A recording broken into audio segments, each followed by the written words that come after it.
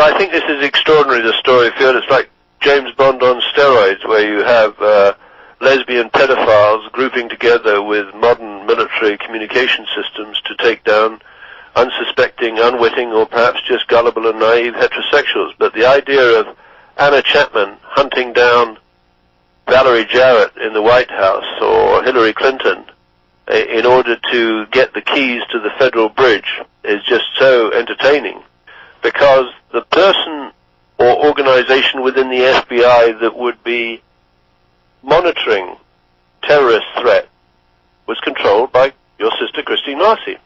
And the fascinating thing about Christine Marcy is the former president of the National Academy of Public Administration, Christine Marcy. Her vice president at that time was Lena Trudeau, who's a Canadian. She rearranged the brief or the mandate of the FBI. So instead of being responsible for investigation of crimes after the fact, it became responsible for the anticipation of terrorist events before they took place. So to all intents and purposes, Field, the FBI no longer, this is a direct result of your sister's manipulation and corruption of the agency, no longer does crime scene investigations, which is why you guys haven't solved the Fort Hood murders. And basically, you haven't solved any significant murder or act of sabotage for decades. And let me just say, for example, the Deepwater Horizon. That clearly was an act of sabotage run out of the United Kingdom, where the rig had had an insurance policy doubled on it. So from $276 million, which is what it cost to build the rig, they collected $540 million and laundered it through Lloyd's of London. So back to your sister and this stand down of the 30 hours. On 9/11, your sister was the chief operating officer of the Small Business Administration. And what the Small Business Administration does, it uses taxpayers' funds to guarantee loans by third parties to small businesses.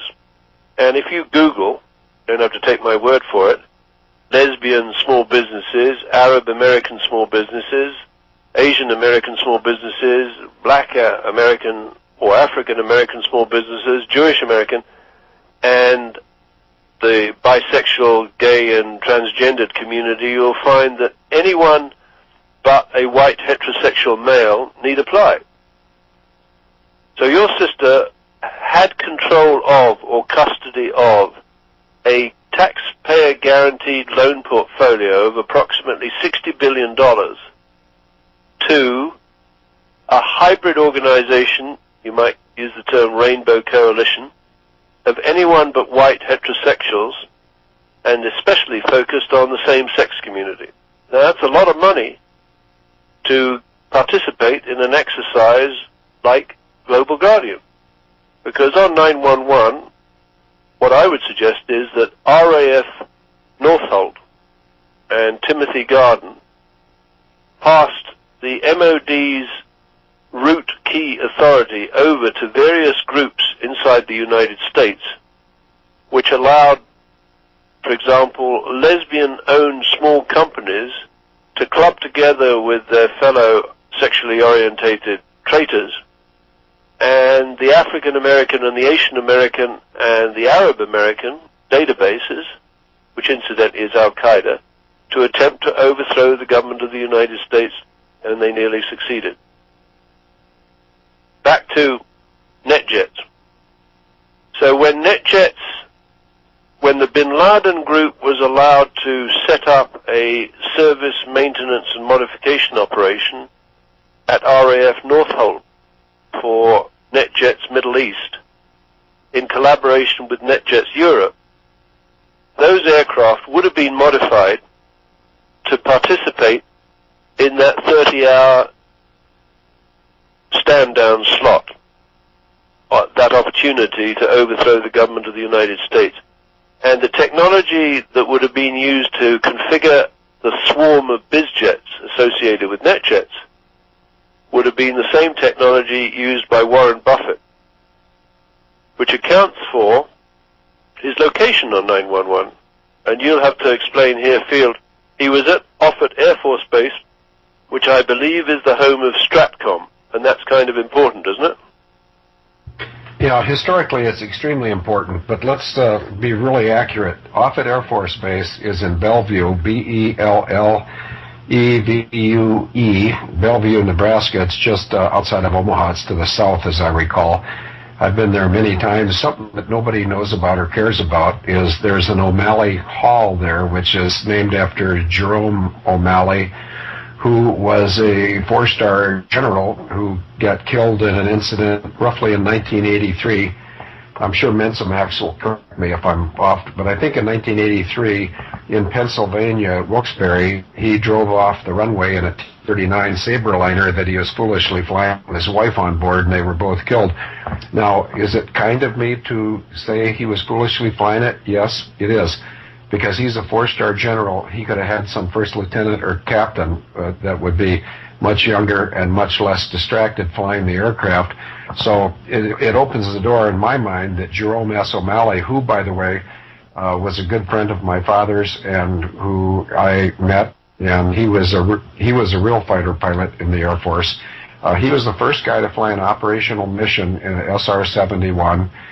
He had commanded a variety of combat units.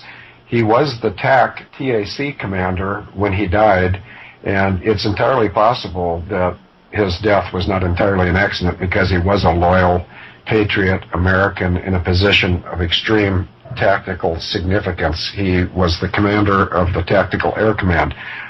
That's who wages war with fighters. Now, back in 1983 when he died, or in 1989, the Strategic Air Command headquarters, and I believe Strategic Air Command was shut down by Bush 1.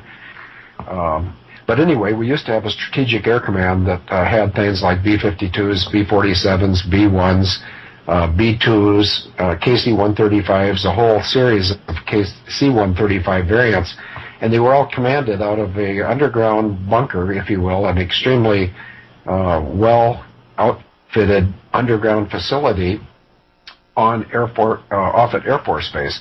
Well, on the morning of 9/11, what's his name, Fat Boy, Warren Buffett,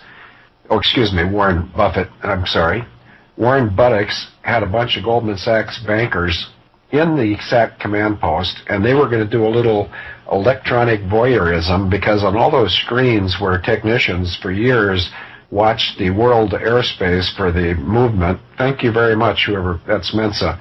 He died in a plane crash, apparently in 1985, so I misspoke.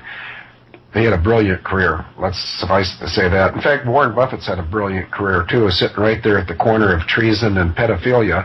The reason I say that is on the morning of 9/11, he was participating in a treason against the United States of America, and right down the street is the boys' home for Nebraska that was memorialized in a movie in the 40s with Bing Crosby. Once again, I could be corrected on that. There's a lot of garbage going across my desk right now.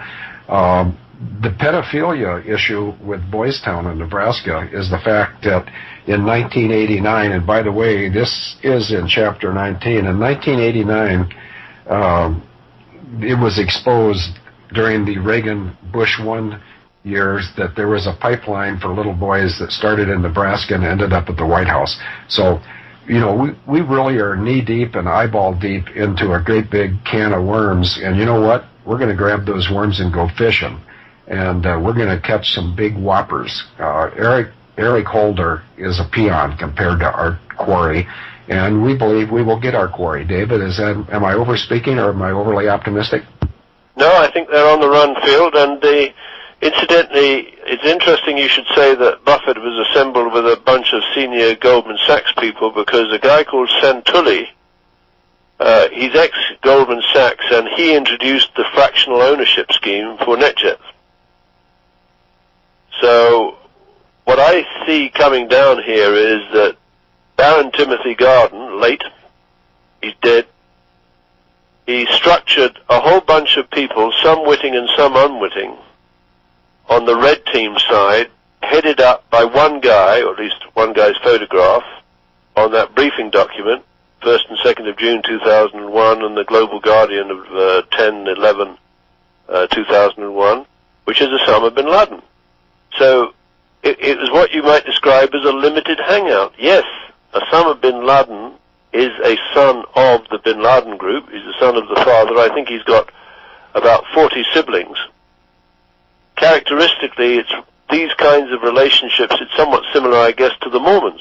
You've got a patriarch, multiple wives, and a whole bunch of children living together in harmony, one assumes, but the services of the patriarch in the old Mormon families were apparently reserved for the women as young as 12 when they were ovulating. And that left the women who were not ovulating to enjoy each other's company, and there's the music.